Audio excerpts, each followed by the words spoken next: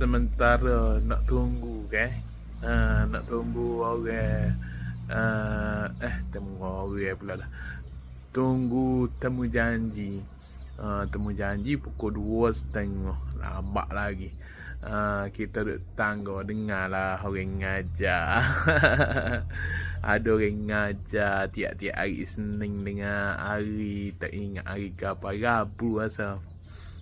Ada orang ngajar. Jadi kita duduk di rumah ni dengar molek.